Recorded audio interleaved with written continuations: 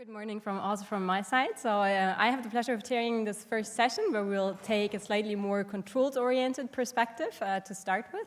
And as Ben already said, we have a lineup of only outstanding speakers, and we could give 5-minute introductions for each of them. But given in the interest of time, we will keep all the introductions extremely short. But nevertheless, it's my particular honor to introduce our first speaker, Manfred Morari, who is a distinguished faculty at the University of Pennsylvania, and will present his practitioner's perspective on this new emerging field.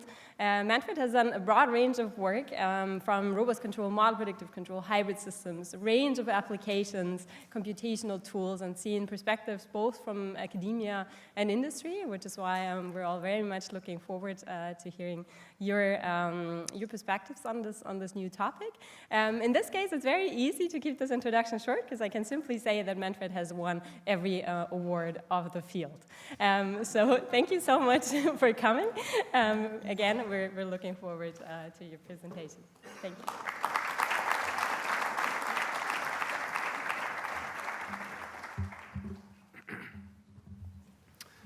Good morning, and thanks very much for the kind introduction, and thanks to the organizers for putting this workshop together. Thanks also for putting me first on the program, and I attribute this only to my age, not to anything else. Maybe the committee was also stacked in my favor, I would argue. I want to echo a couple of remarks that Ben made in terms of the enthusiasm that he indicated, that he observed about this new area. And this is undoubtedly true, and I've not seen anything like it going back to the early days of robust control in the 80s when I felt a similar enthusiasm. And one important consequence of this I want to mention, beyond of what Ben said, that during this period of robust control, the area attracted great talent to the field. And I am seeing some indication that will happen again now. And I think we have a great period ahead of us with the people that are getting involved from different areas. I want to introduce my co-authors, Mahia Fazliab, Alex Robe, Hamed Hassani, and George Papas, all of whom are here. Also, I should indicate the division of labor. When I make some critical comments, then I am responsible for them. If you see some indication of that serious work was done, then it's all due to my co-authors, and that's also how you have to address the questions. A practitioner's perspective. So what does this really mean? As Melanie mentioned, in my opinion, ultimately, only those control tools survive which are found useful in applications. And over the course of my career, I've worked with industry in a number of sectors. Some of them are listed here, ranging from chemical process control, building control, automotive systems, aircraft systems, power electronics, etc., and with the companies active in those areas. Actually, some of those companies don't exist anymore, whatever that means. So in my presentation, I want to emphasize that when I make comments on what works or doesn't work, you always need to interpret those comments relative to those domains that I'm familiar with.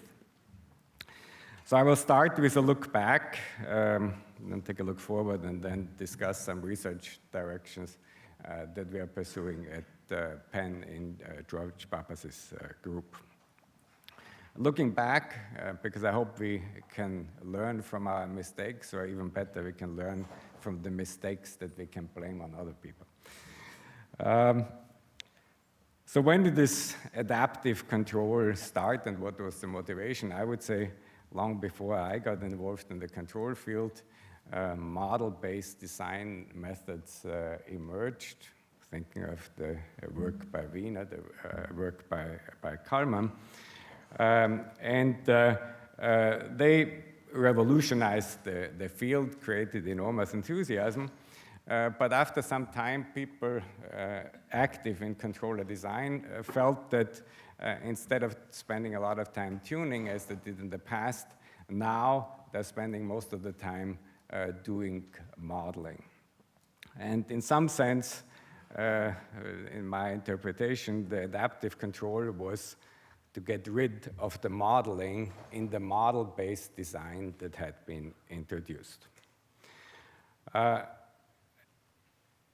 And the intellectual center here that you see in the people, it must have been a fantastic time, though that was at the beginning of my career. But many of those people were actually, and certainly Carl Lastem, were seriously interested in not only proving theorems and writing textbooks, but actually seeing the methods that they have developed applied.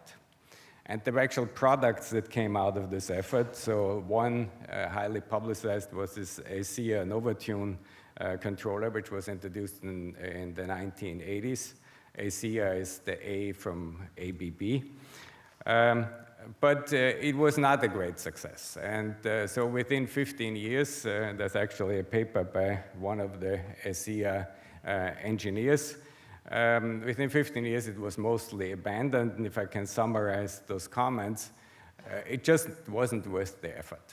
Okay? Whenever it improved something, you could do it also with other tools, and often it didn't work. So I want to look a little bit in more of the details of why, maybe not adaptive control, maybe specifically this controller failed to have an impact, at least in the domains that I mentioned in the introduction. I would, in greatly simplistic terms, divide control problems into those three categories.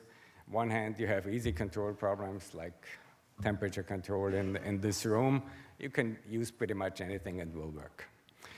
On the other side, the other extreme, you have problems that are extremely difficult and basically none of the methods we have developed, you have developed, work that has to be tackled with an engineering effort specifically aiming at the particular problem. And then if there's anything left between those two areas, that's where adaptive control or learning control may come in. If you apply it on the anything works area, people will be disappointed because it will not bring any advantages. If you apply it to the right side, which many people tried with an Novatune, it simply won't work because this controller and everything else will not work.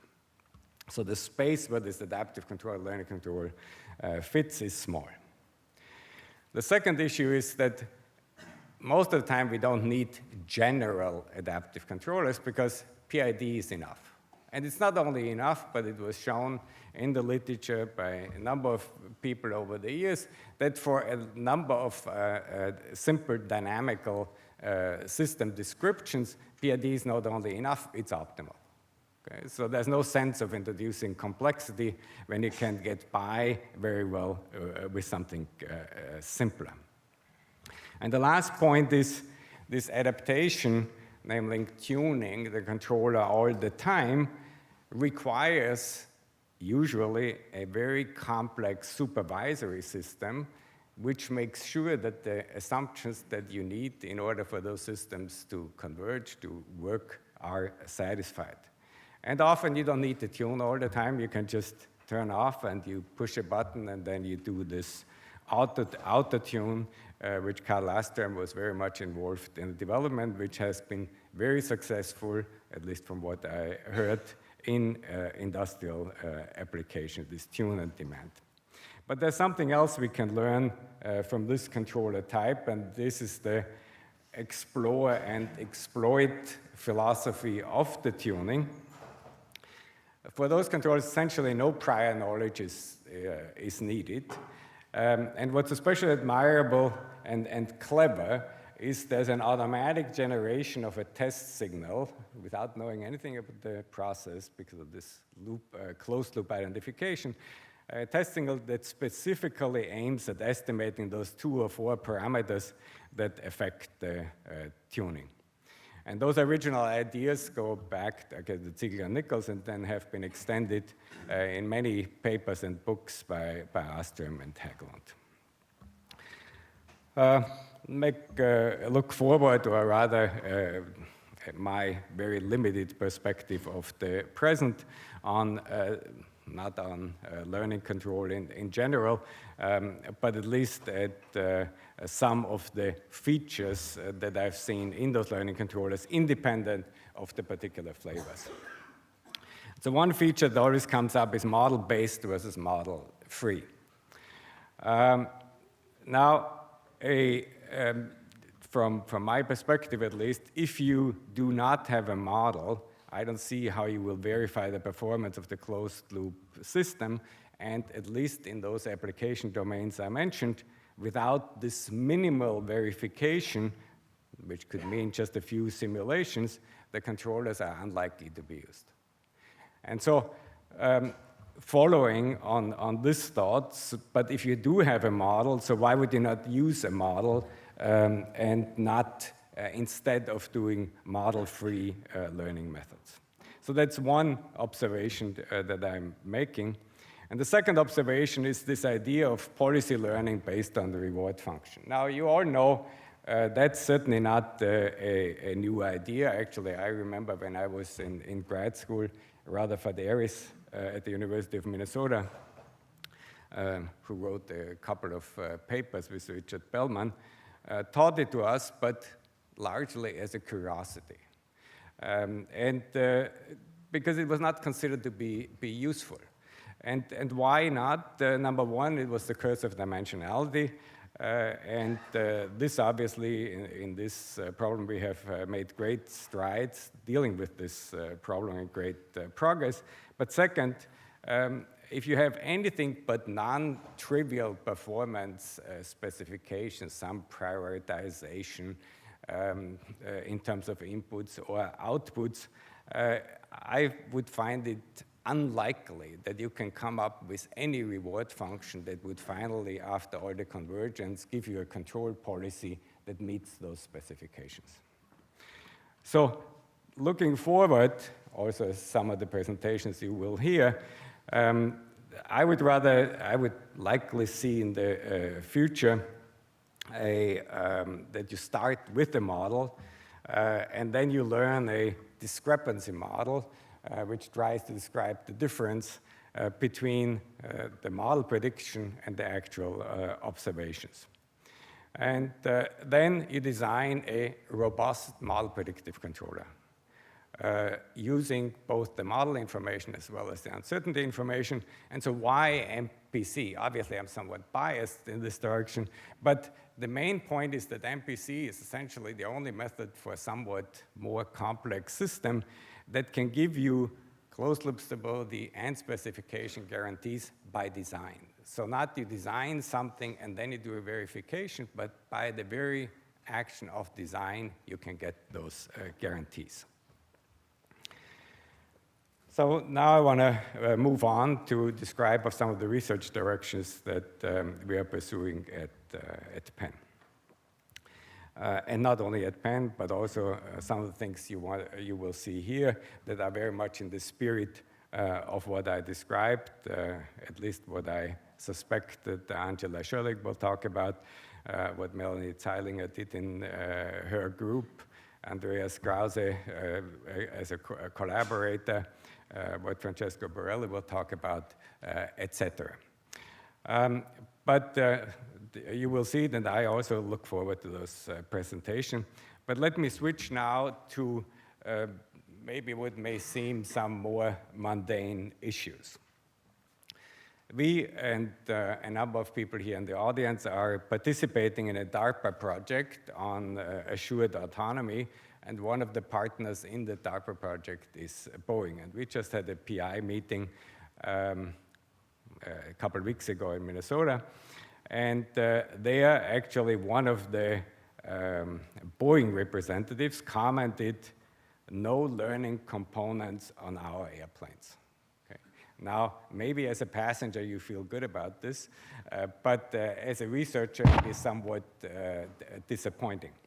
But what they are considering is to use trained, also, I'm not sure that this is the company perspective, but at least this is what was stated at this meeting. Now, but they are considering to use trained neural networks, and this is what is meant with those learning-enabled components here at the bottom of the slide. But when they use those neural networks, they want to make absolutely sure that some network that may involve 100,000 parameters does not display some unexpected behavior. This analysis is the topic of a couple of projects we have ongoing at Penn, and obviously those are also questions that are pursued by a lot of other people. Two of them I will discuss here next. So one is robustness analysis of those learning-enabled components, work by Mahia Fazliab, supervised by George and myself, on safety verification and robustness analysis. So let me first just describe what is the problem. So in the context of image analysis, it would be, let me just get here the pen correctly. Okay, so in the context of image analysis, would be, say, the image of a dog, vector of input in the input space, denoted by this point here, and with this fixed neural network mapped to an output point, correctly classified here as a dog. But as we perturb the image, represented by that blue box, all the perturbed points here, we see the reachable set are still classified as dogs. And the network is robust, considered robust, if all the points, like in this case, in the input set lead to an output set in the same class. So this would be considered a non-robust network where we have a misclassification after some slight perturbation in the input set. So abstractly, we are looking at an input set X mapped through a nonlinear function represented by that neural network into an output set Y, and we want to guarantee through a test that this output set is within the safe set. And it doesn't take long when you think about that problem that it's hard. It's actually NP complete. In specific classes, you can solve it exactly with reasonable effort. For example, when those activation functions are ReLU functions, and then the output set is polytopic. But if you cannot solve it exactly, then many methods have been proposed in the literature which can check if an over-approximation of that reachable set is inside the safe set. And there's a nice survey paper here that, at least for us, puts some order into this very, I would call it diffuse area. We have chosen a different approach, namely using convex relaxation techniques that have been developed for a robust control to solve that problem. The other group listed here from Stanford has adopted also those methods, and I think it's the only group, as far as I know, that uses this approach apart from us. Now, why are we doing this? There are already 16 methods in the literature. Why did we need method number 17?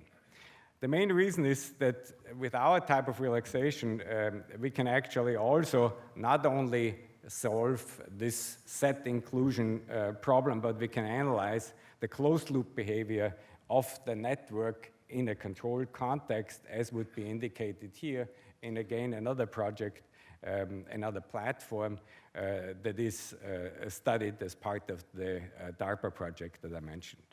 So here we have sonar data, we have a neural network to analyze the sonar data to locate a pipeline at the bottom of the ocean, and this neural network plus sonar data system will be part of a tracking control loop, and we do not want to only analyze safety constraints, but also the closed loop behavior of this control system, and we can do that using those relaxation.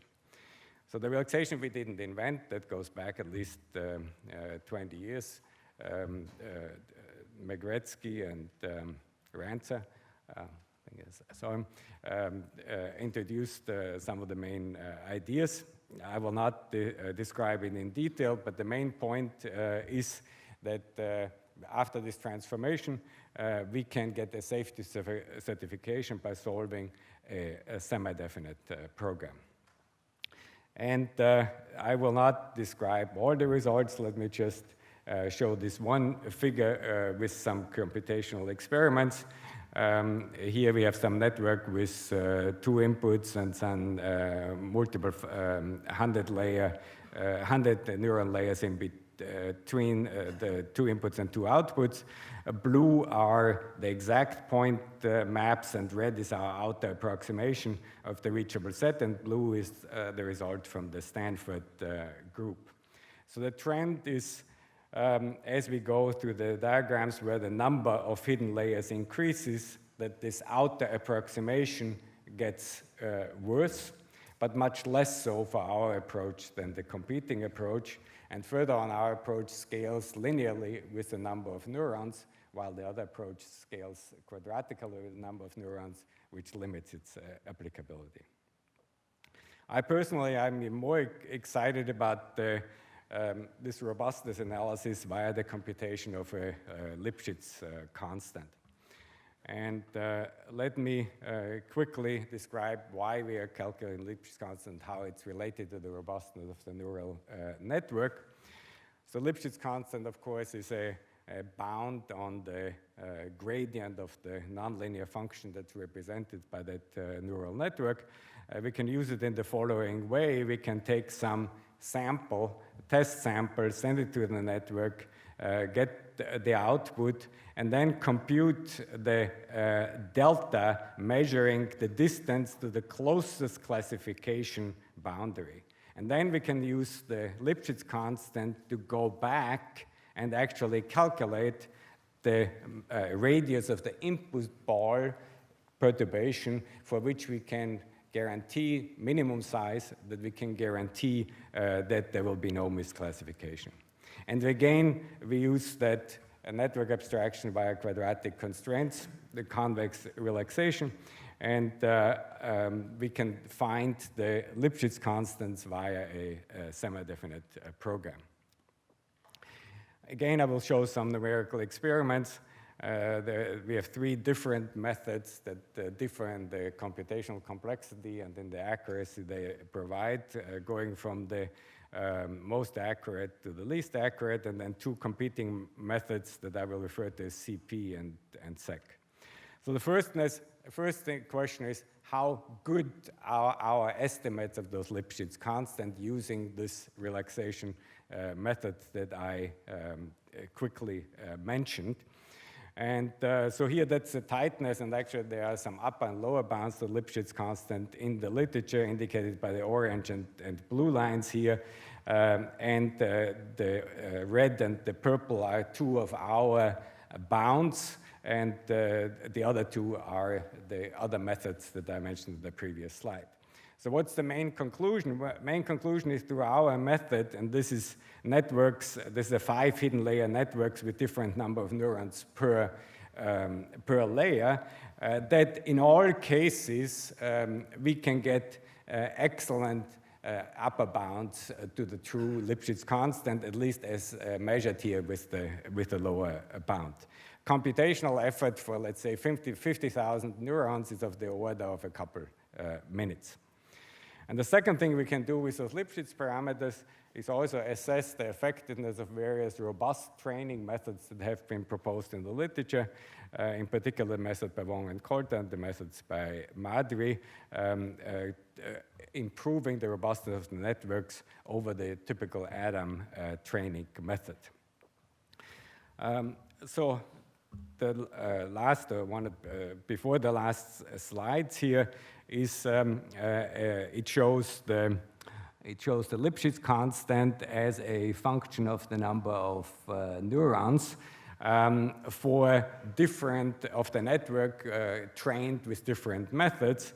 On top, we have the standard Adam method, and the other 4 curves are the 2 robust training methods with different robust training parameters. And you can see the effectiveness of the training methods from observing those Lipschitz constants calculated by our methods.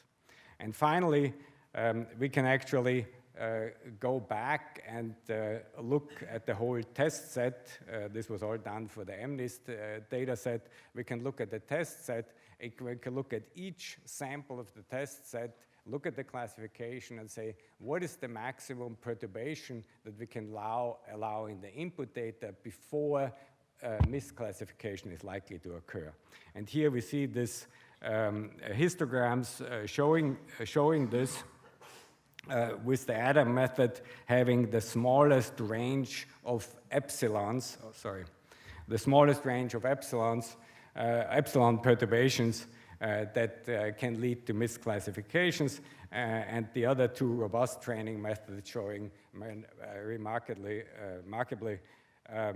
larger epsilons indicating greater robustness. And with that, I want to conclude. At least for the second part, the last part of the talk about our research projects. We use quadratic constraints to bound or to provide relaxation to the activation function in neural networks, and that's not limited to ReLU activation function, but any of the activation function commonly in use can be handled. We can analyze also more general properties, as I mentioned, the underwater vehicle of a neural network in closed loop, but the computation of that is relatively costly. So it's limited in terms of the networks it can handle.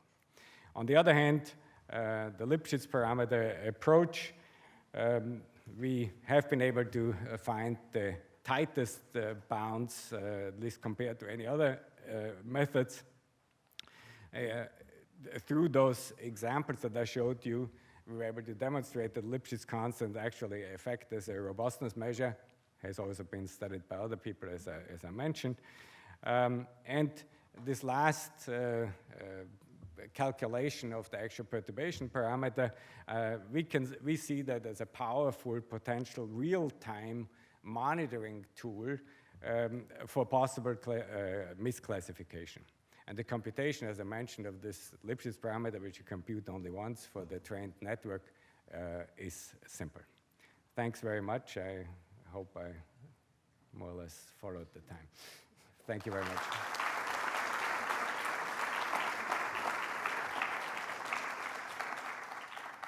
Thank you for the wonderful talk. You're perfect in time.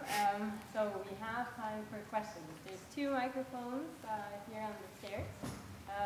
If you speak loudly, maybe we can also work without the microphone. No? Okay, we have to work with the microphone. Questions?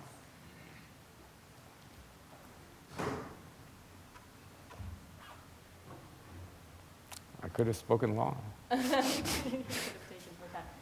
Maybe ask people, or yes, there's a question in the back. Can you maybe come in front to one of the microphones? I will repeat your question if you... Okay. So, how restrictive is this Lipschitz method on the functions of the network? I mean, with this... Can you wait? We can't give you another question. I couldn't even understand how...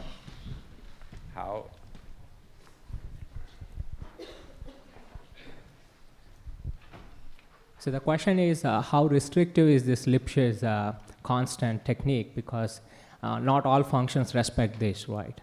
So even though I understand that it's easy to analyze that, how to compute the bounds, but how restrictive is this?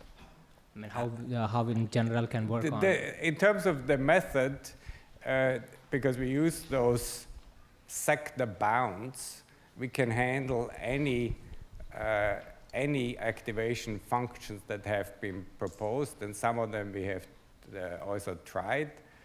For example, we looked at leaky ReLU functions. We looked at the results that I showed here were for ReLU. With the leaky ReLU function, it was interesting that actually the robustness with the leakiness deteriorated relative to the non-leaky rel functions, and we analyzed also other activation functions. So I think what may change or what will change is how good our bound is. And that may very well not always be as good as indicated here with the ReLU functions. Thanks. As we're thinking about more questions, can people who are standing in the back find a seat in the break? There's plenty of seats in the table. Okay, we have one question here. Yes, George. Oh, okay. There's another question. Okay. So, since the Lipschitz method is computationally cheap, would you be able to use that during training as well? So could you use it as a regularizer in your optimization function and even impose what epsilon you want for most of your input space? In principle, yes. I'm not sure exactly how it would compare computationally to the other two methods that I mentioned. The only question is if it's necessary to use it, because clearly the Lipschitz parameter gives you result, or the other methods give you results that are consistent with the evolution of the Lipschitz parameter. So I think we have not tested exactly and compared the timing of those methods, but in principle it could be used. So, clarification, when you come from the control side, you use state space models. We use them for adaptive control for everything. The learning people don't use that form of models. Can you comment a little bit about modeling for applications in particular? Yeah, it is an excellent question. And I maybe didn't emphasize it explicitly enough. But my sense is, again, at least for those application domains, we want to use models that as much as possible, or model forms that as much as possible reflect our prior knowledge of the system.